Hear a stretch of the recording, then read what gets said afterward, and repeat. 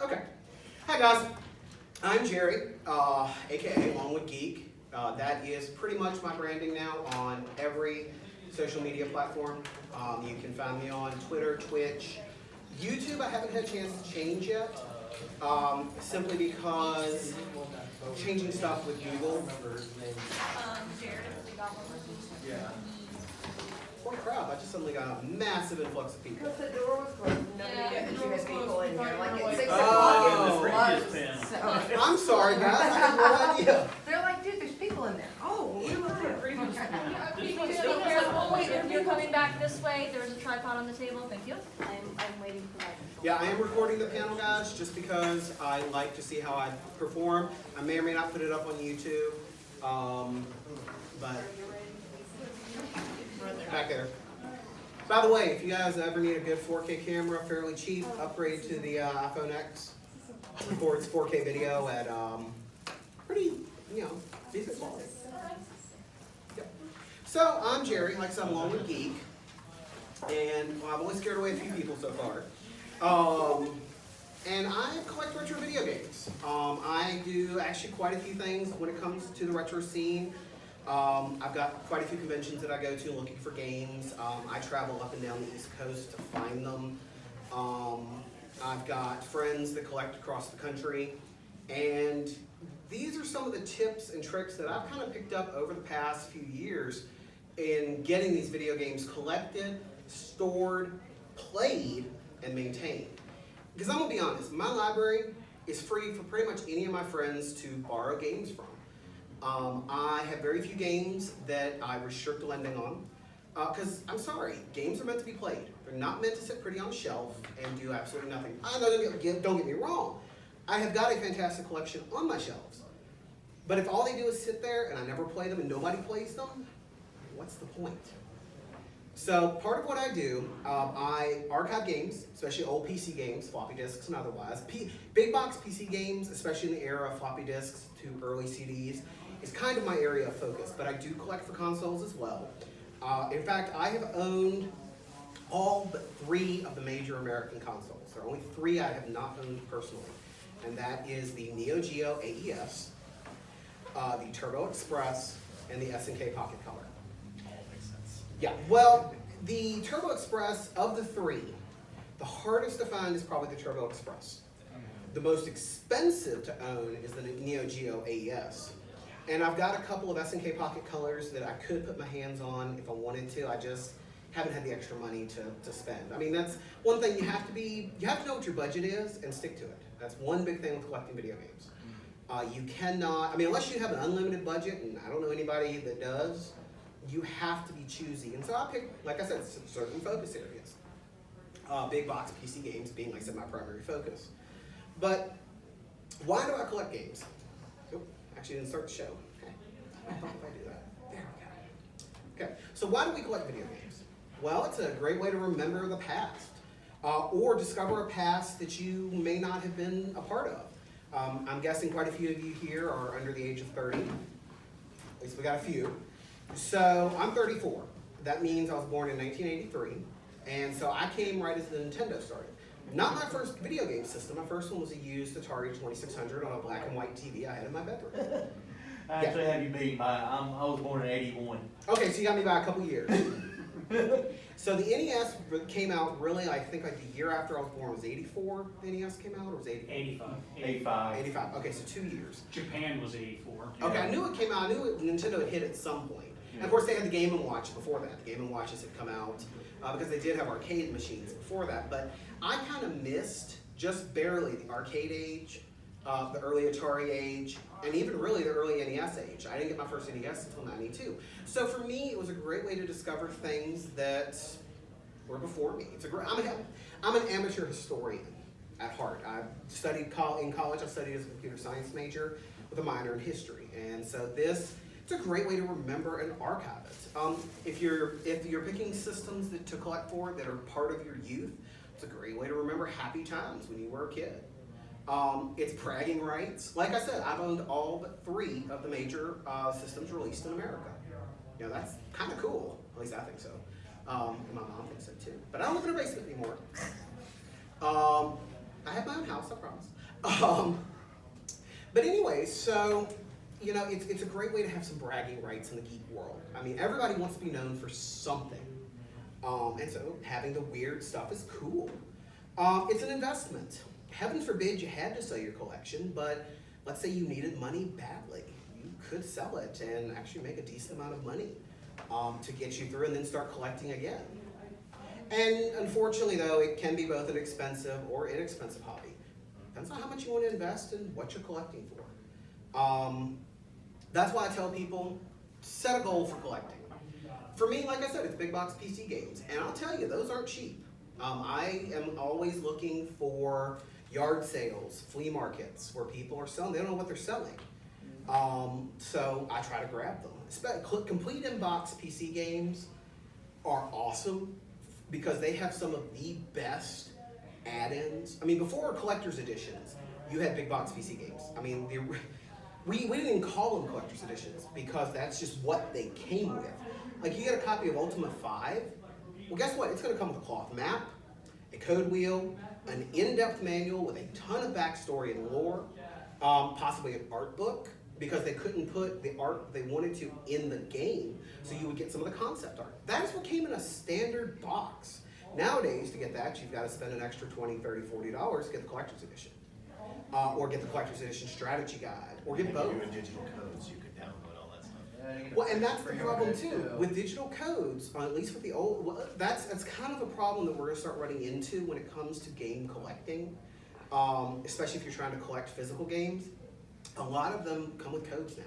In fact, if you buy a PC game really from about 2003 on, because they're not even really making a lot of physical releases for them anymore, you're looking at the possibility of not being able to run them legally. And I'm putting that in air quotes because I'm sorry, you bought the game, you own the game, you should be able to run it.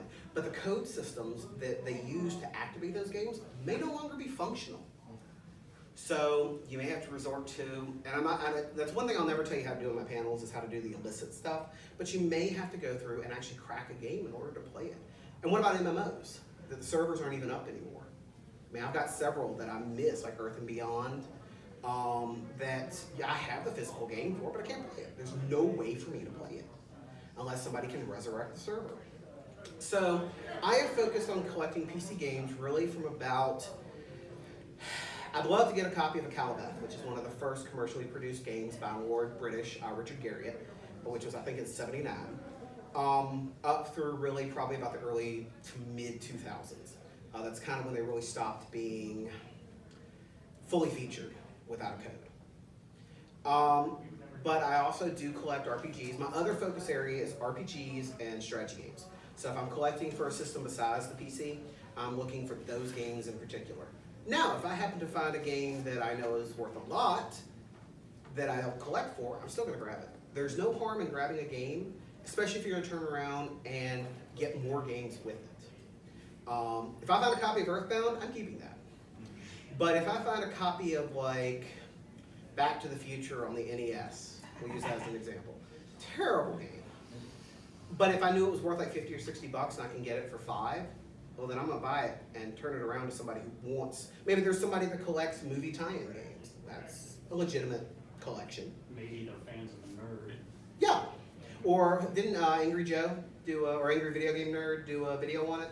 Yeah, that was one of his very early videos, was Back to the Future. Yeah, so I mean, you've got people, yeah, that's just it. There's always a market for everything. I mean, even someday, 20 or 30 years from now, you're gonna have somebody who has all the Imagine games on the DS, and they're gonna turn around and sell that collection for like $1,000 because nobody will have them, or somebody wants to archive them. But imagine looking at them now, you can get them for like 10 cents on the dozen. So what do you want to focus your collection on? Who here has started collecting? Okay, what are you focusing your collection on? I have a complete Sega 32X collection, and I'm working on finishing the NTSC Super Nintendo catalog. Oh, that's awesome. How far along are you in that? On the Super Nintendo, I've got 300 of the 717. So. Wow, now that's impressive. Yeah, so. That is incredible. In fact, there's only the only other person I know of with a complete SNES collection, I think, is John Hancock. Yes, the immortal John Hancock. You have to include the immortal whenever you say his name. Anybody else here collect so far? What you got? Not much really, just aside from an old Genesis that I found at Goodwill and an Aladdin copy, and I just got a Jurassic Park copy. I'm really limited in what I can get, also because of the space I have. Yeah. What I actually want to play, I don't have the space to like go big with it. Yeah, I no, I understand I just remember I just got a working Genesis, and I'm like, oh, I'm gonna hook this up, play some of the games on it. Which I'm really gonna have to find a frame meister because it's not looking good on my TV. And that's actually something I'm gonna get to a little bit later when it comes to actually collecting the hardware and playing the games. That can actually be a challenge, playing the games on the original hardware. But really, when you're deciding on a focus for your collection, how large do you want it to be? What kind of room do you have? I mean, do you have, like I have a spare bedroom in my house that I've turned into my library. But that's pretty much all the room I've got. So I'm limited to that space. So I've focused on particular systems. Some people focus on a genre. And really, you kind of just branch out from there into what you want to collect. Where to start looking? And you actually brought up a really good point. I actually probably have gotten about 70% of my collection, I kid you not, from Goodwill. Of all places, you wouldn't think, Goodwill, really? They don't often know, some of them have gotten better about it. There's now shopgoodwill.com, which is an online, yeah, you have to be really careful when you get from there. But I'll tell you a fun story in a little bit about something I got from there that I got an awesome deal on. But you can, if you look online, be careful because the shipping prices will get you when you do shop Goodwill. But Goodwill itself is a great place to look. Now you're not going to find a lot of console games there anymore. They mostly ship, like in North Carolina, they all ship to a special retail outlet they have called the Grid. Others have them in a special case. So they're trying to centralize some of it, and others have put it up on the Shop Goodwill site. But any thrift store you walk into, these are the places to check. Electronics, books, if you're looking for strategy guides or art books. The CDs, VHS, and DVD section, oftentimes you'll find CD-based computer games mixed in. Oddly enough, the board game section. That one is where, because PC, especially if you're looking for big box PC, they're odd-shaped boxes, so they don't know where else to put them. And the glass display cases tend to be the other place that you want to look, because they'll often stack them up in there. The pricing on them varies, depends on the Goodwill. I've had them anywhere from $1 to $5. Some price based on the number of discs. It just varies. Got an Ocarina of Time for N64 for $3 at Goodwill. Yeah, I mean, there's some you cannot beat. Yeah. Yard sales. These are great places to find them. Craigslist is where I find a lot of my yard sales, but my local newspaper still has quite a few. There are a lot of older people that still use the newspaper to advertise yard sales. And so going to those, especially if you find a parent selling off their kids' old game systems, because hey, they're just video games, they're not worth much. One of my best finds, and this isn't the one I'm going to tell you about later, but one of my best finds, I was at a flea market in Roanoke called Happy's. Not there anymore, but it was there a few years ago. And this family was selling their SNES games. And I looked, they're $4 each. Yeah, common, sports game. Is that Chrono Trigger? Yes, it is. And then Final Fantasy Mystic Quest? Okay, $4 each. Take my money, please. I was that mean. And so I picked up a card-only copy of Chrono Trigger for $4. I actually recently got rid of most of my SNES games because I found a guy in North Carolina who had a 100-piece big box PC game set that he traded me for my SNES games. Because again, they're more the PC games are more what I want, but I kept 2 of the SNES games because I also want a complete Wing Commander set. So I kept the 2 Wing Commander games. They're not great games, but you gotta have them if you want the complete collection. Conventions, there is a video game seller here. I definitely recommend checking them out. I've checked them out, their prices are good. Yeah. They have some really good stuff there. In fact, I picked kind up. of cleaned out their good stuff. So. Well, I got Final Fantasy 2, thanks to my Brandon back there. So, but conventions are a great place, especially video game centric conventions. Super Famicom in Greensboro, North Carolina was a good one. There's not as many on the East Coast right now, but there's MagFest. I found out about the Super Famicom, and there's another one there's a big swap meet down in Greenville later this year in South Carolina. But they're a great place to find them. How to price what you find. Now this is where it gets interesting. If you're looking for stuff in particular, or you think there's a chance they're gonna have something in particular, do your research before you get there. It's kind of hard to talk somebody down or haggle if you don't actually know what it's worth, or they know something about it that you don't. For instance, I didn't even try to haggle with the $4 Chrono Trigger. I just want to take my money, please. And in fact, at that lower price, there really wasn't much room to haggle with anyways. But I bought 2 games from them. I might could have talked them down to $5 for both games, or picked up a third game for $10. Who knows? I just didn't have a third one worth it. But don't be afraid to haggle. But also, don't be insulting when you do. There's no faster way to tick somebody off than to basically offer them way too low. Like Chrono Trigger, cart only is worth right now between $70 and $90, depending on the site you look at. Okay, if that had been a Chrono Trigger priced for say 50 or 60, probably wouldn't have had it. I probably just would have paid the money and bought it. If it was priced at around say 75 or 80, I might have tried to talk them down to 60 or 65. But just, if you think they know what they're selling, don't ever try to insult a seller. But if you find something unexpectedly, pop into Goodwill, and all of a sudden they've got a 3DO FZ1 model there. You don't know how much that's worth. If you got a smartphone on you, fastest way to check is eBay closed auctions or pricecharting.com. Price charting now, basically you want to get rid of the low price and the high price on price charting, take what's in the middle. That tends to be a more accurate price. But they actually go across a bunch of the different sites and collect the different prices found on different sites. eBay, Amazon, half.com, and then they've got their own trading system. I think they worked GameStop into their rotation. Oh, did they? I haven't checked. I actually haven't looked them up in a Retro while. stuff, they added that as a feature that you can compare. Oh, that's right. Yeah, GameStop actually has some retro stuff now, but it's mostly the more common Mario's, Zeldas, stuff like that. You can find them in some of the GameStops in their glass cases. Deviate from the common system. Yeah, it's interesting. It's That's a whole different Oh, conversation. yeah. But look them up and go, like I said, what you want is the closed, completed auctions on eBay. That's what they actually sold for. Otherwise, you're going to get something that's what they hoped to sell it for. But when you're looking for the games and you're getting ready to price them, look for defects. There are some, it's harder with cartridge games. But like if you're at a Goodwill, look for game cases with no game inside. I always check the case. Thrift stores and Goodwill is where this tends to happen the worst. Game cases with the wrong disc inside, same thing. I picked up a copy one time of, I think it was New Super Mario Brothers U, and it had Wii Sports in it. So, yeah, I mean, I'm like, oh great, this is only $5, and no. Games that are heavily scratched or have really tarnished pins. The pins are more for the cartridge-based games, but if they're heavily scratched, if it's on the bottom of the disc, there's a chance, as long as it's not too deep, that you can get it buffed out and it'll work. If you have a label on a CD disc that is damaged, garbage it.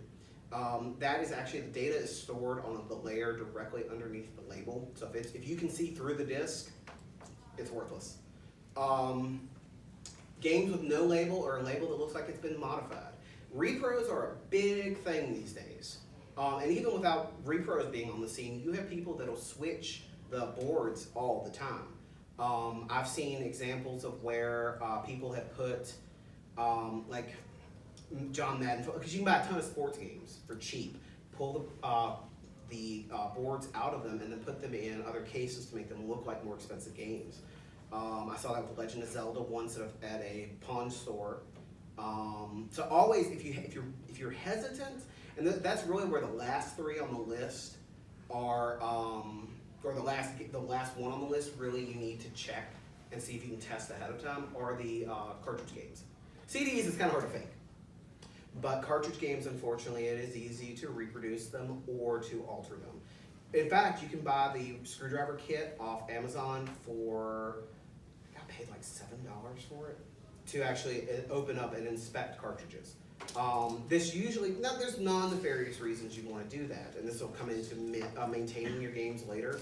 On some cartridge games, they have battery backups. Well, those CR2032 batteries will fail eventually, and they'll stop holding a backup. Or a save game in general, or the games that won't work because they can't read certain data held in that ROM. So that's one reason you would have the screwdriver kit. Another reason is to check for altered gains. But if you can buy them, anyone else can, and that's when you start getting into issues. When it comes to maintaining them, this is where it gets fun, in both a literal and a figurative sense. For one thing, you get to play the systems. You need to turn them on really about at least once a year. I'd recommend, especially for even older systems, once every 6 months. Because the thing is if you let them sit, and this is where I actually recommend under the stored or cool, dry environment with a little humidity, I'm talking like 30% humidity or less, you don't want them to dry rot. If you're in a completely humidity-free environment, there's actually a chance stuff can dry rot. So you want a little bit of humidity, but not a lot. You want to try to clean them, power them on, like I said, at least once a year, maybe more. Denatured alcohol. This actually evaporates the fastest and cleans the cleanest. Do use something like a Q-tip when you're cleaning the pins. You don't want anything rough. Do not use a Brillo pad. Do not use steel wool, anything like that, because that can actually damage the contacts or the traces if you accidentally go above the contacts, which would ruin an otherwise perfectly fine game. For CD-based systems, I definitely recommend using a CD cleaner of some kind, a microfiber cloth to clean the lens, or one of the CDs that has the brushes on it. You also, if you're using, now this applies more towards retro PCs, but if you're doing any floppy disk based systems, lube the rails every so often. That's not an innuendo, I promise. The rails on the floppy drive, which actually hold the disk and that put the write head back and forth, can actually, they have grease built on them, and that will dry up and wear out over time, and then they'll actually start decaying. And then you get read errors. You could even destroy the disk. But look up, if you can find it, look up the service manual for the console. A lot of the older consoles, the service manuals are available on the web. If you do a search for an NES service manual, you can find it. In fact, people have even been selling some of the test cartridges to test the older systems.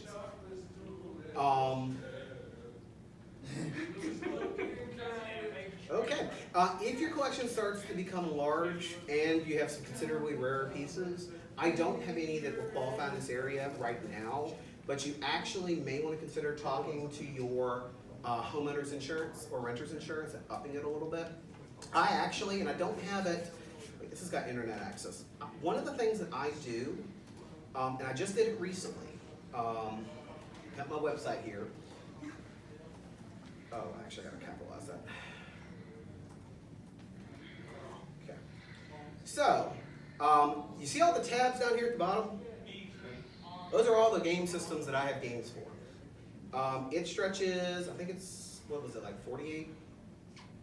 No, it's 30, I think it's like 32 different systems I have games for. The PlayStation just happens to be the very first one on the list. But what I have done is I've gone through and I've actually cataloged every game that I've got and what condition they're in. You know, if it doesn't, like for here, if it doesn't have anything listed, it's complete in box. If it's got something here, then that's something I need to look for.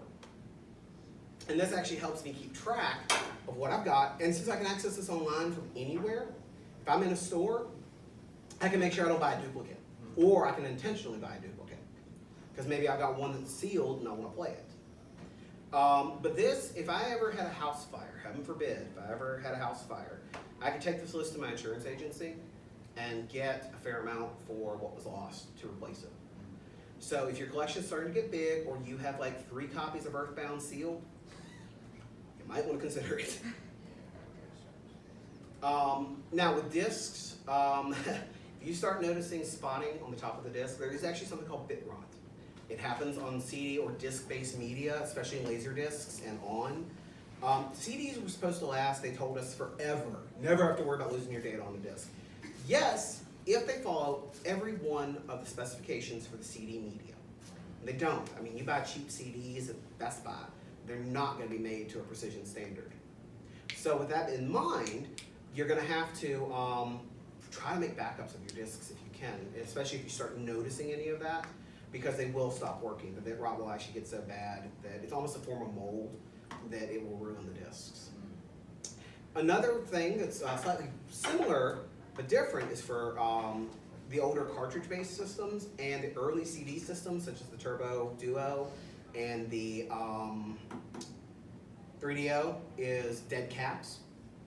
You may need to have a capacitor replacement on the older systems. Not difficult to do, actually, and not terribly expensive if you have a little bit of soldering knowledge. And if not, there are places that will do it for you.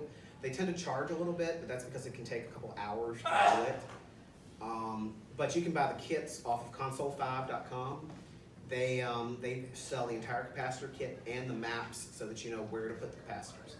But that's mostly in the mid-90 to, well, really about the early 90 to late 90 systems. So like the Turbo Duo, Sega CD to a certain extent, 3DO, and CDIs. Especially the Turbo Duo though, that is the big one. Turbo Duo and TurboGrafx 16 are the two big ones. And it never, like I said, that's one of the reasons you want to cut them on, because you can hopefully catch that before the capacitors leak so bad that they ruin the board.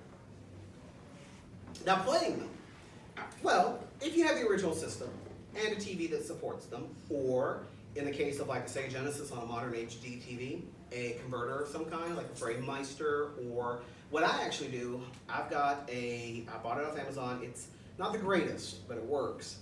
It takes the red, yellow, white and upscales it to HDMI. It actually doesn't look terrible because I spent 20, 30 bucks on it.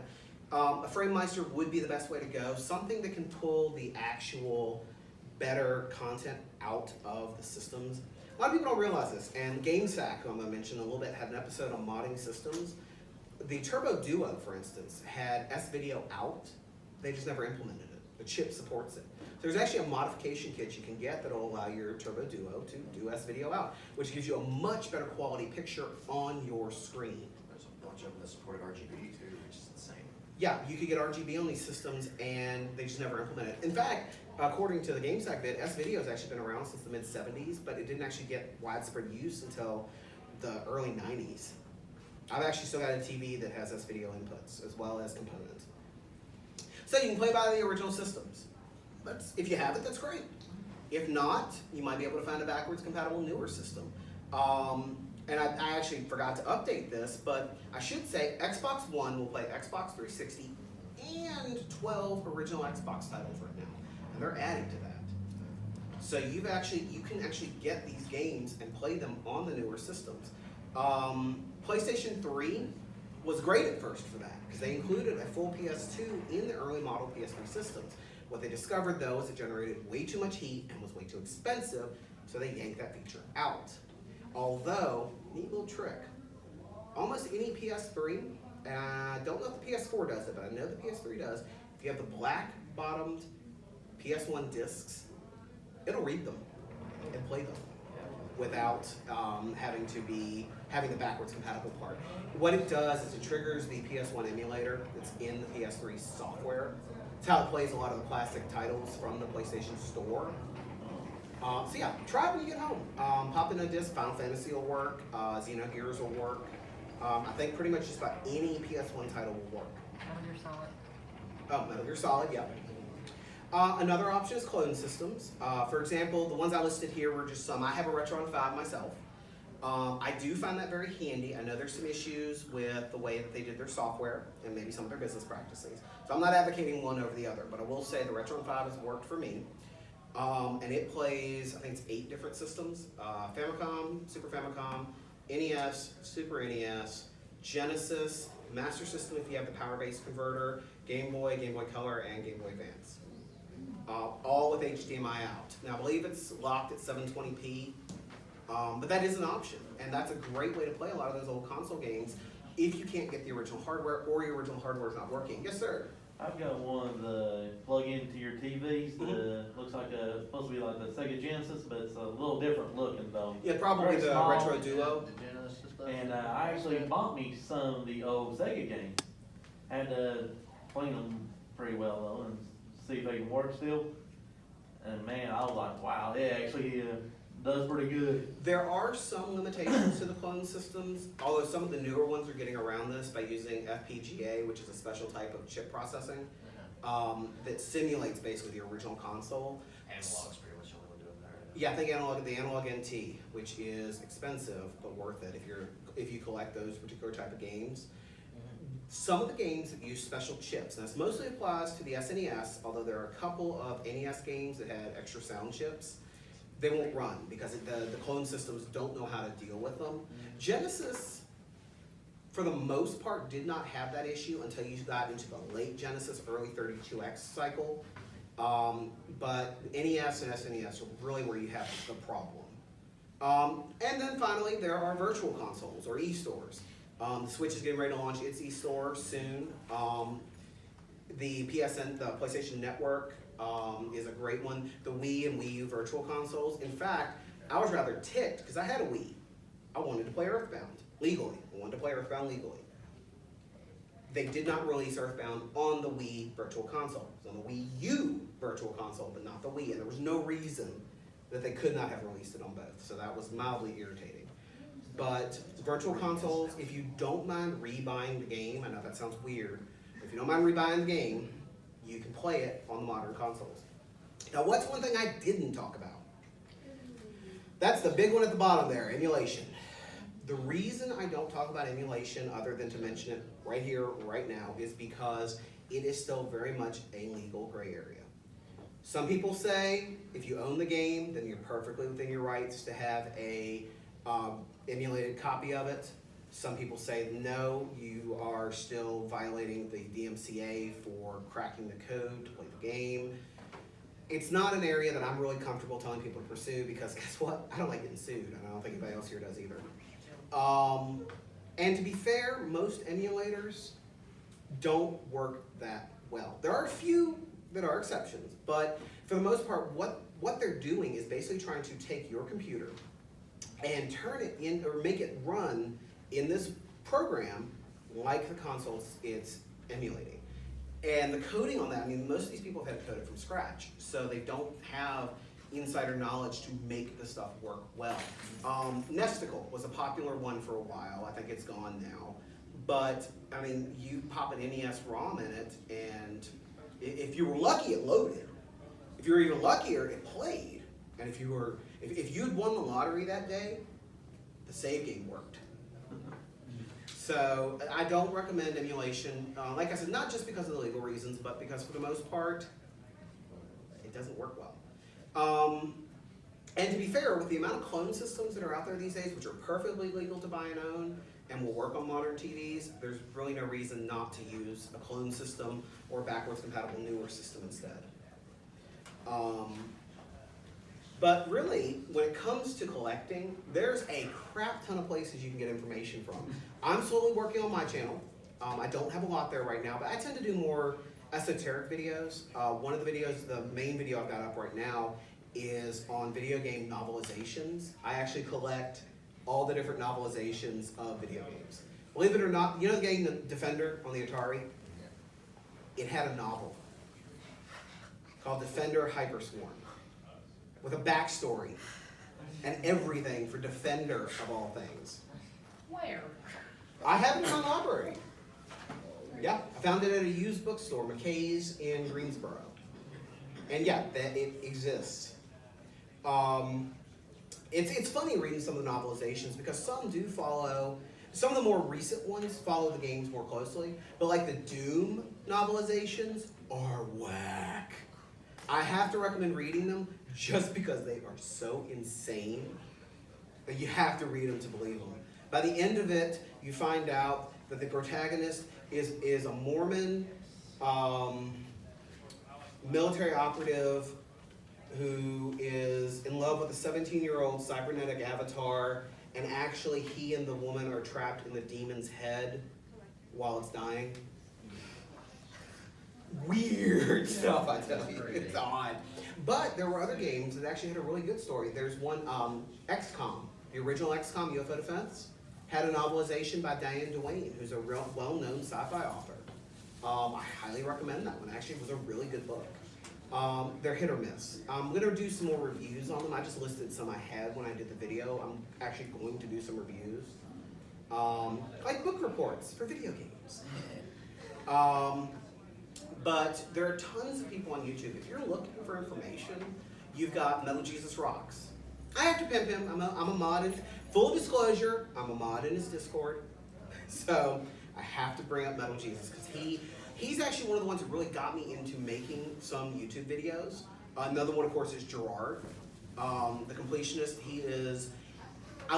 They have two completely different styles of doing game videos, and so I'm trying to find a good middle ground that I like for my own.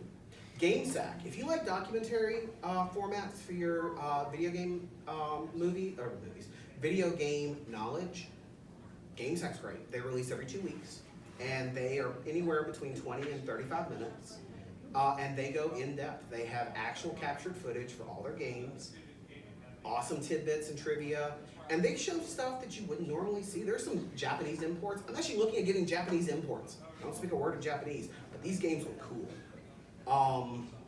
Lazy Game Reviews. If you're like me and you're into big box PC gaming and retro games, although he's been more focused on retro PC recently, I highly recommend Lazy Game Reviews. And if you're looking for thrifting advice, look at his thrift videos. He goes into Goodwill and shows you his process and some of the stuff he finds. One of the things I found after watching one of his videos was I went to shop Goodwill because my very first computer, I was 5 years old, it was in 1988. Brandon wasn't even born yet. Sorry, that's dating me a little bit. But that was my very first computer was a Tandy 1000 HX. My parents had gotten it for me for Christmas. It had 640K of RAM, 3.5-inch floppy drive, and the monitor. And that was it. And that was top of the line back then. When you're talking an Intel 8088. Oh, the Tandy 1000, they're awesome. In fact, Lazy Game Reviews has a video on restoring one of the original Tandy 1000s back in the day that I highly recommend checking out if you haven't. But I was on shopgoodwill.com searching. I found a Tandy 1000 HX with the box, with the monitor, with its box, that worked for $131 shipped. Base unit for the Tandy 1000 on eBay, $250, and that was no documentation, no box, no nothing. Now this didn't have any of the manuals or any of the software with it, but I had software to run on it. So one of the videos that's on my YouTube right now is me unboxing it, booting it up for the first time, and playing with it. Now unfortunately the one that I bought was not a duplicate of the one I used to own. The one I used to own is gone. I think it's probably with a cousin or in a landfill, unfortunately. But this one has two 3.5-inch drives and the base 256 RAM. So I'm actually looking at sourcing a board to up the memory so I can actually play more games. Because right now I'm a little limited. I know Bill Gates said 640K was enough for anybody, but I want more. But that was a case of I saw that auction on Shop Goodwill. I knew my limit. My limit was $150, which meant I could bid $120 because the shipping on it was $30. And I was waiting and waiting. I bid $120, but it only hit $101. Nobody else bid. Oh, there was like 2 other bidders, and nobody else bid on it after I bid the $120. So I got it for $131 shipped. And first thing I did when I got it to my house was unpack it, clean it, and test it. And it was awesome. That was a case of me collecting for my childhood and remembering an awesome time. Because that was, like I said, that was my parents, mom told me they took out a loan to get that computer for me. Because of that computer in 1988, I work for Virginia Tech now as a systems administrator. I'm also considered a faculty member there because of my position. So I went from a small kid in 1988 to where I'm at now. And that's all because they bought that computer for me. I would not have gotten where I am otherwise. So this was a chance for me. I mean, honestly, it was priceless. I would have bid anything, but I knew my limits, and so I did not want to go above that 150. So, but if you're looking, so like I said, set yourself a limit and stick to it. The hardest thing about collecting. I've seen tons of stuff I'd love to go and just grab, like the Final Fantasy II today. I actually got that as a gift. I was not going to buy it because I just didn't want to spend the extra money. I wasn't sure I had it yet. So, but if you're still looking for more information, Happy Console Gamer is a great one to watch. He does a lot of retrospectives on the gaming scene at the time. It's recollections of his childhood and playing the games. Kinsey Burke, she works with Metal Jesus some. She's got her own channel on YouTube. She has a huge collection, but she's still a relative newcomer to collecting. So I actually really enjoy when I see her retrospectives and see some of the stuff she does on collecting. Kelsey Lewin is another good one. She has a podcast. She owns Pink Gorilla in Seattle, which is a huge retro gaming store out there. I think there's 2 of them out there. And she focuses a lot on Japanese import games, import systems, and talking about how the store really kind of works. And we've got some Steven Universe people. Cool. Hi, Rose Quartz. I definitely recommend checking out the podcast and her channel. Her videos tend to be about 5 to 10 minutes in length. They're quick. You can binge a lot of them fairly quickly. And she does things like on the Wonder Swan, which is never released here, and different systems like that. John Hancock, we mentioned him at the beginning.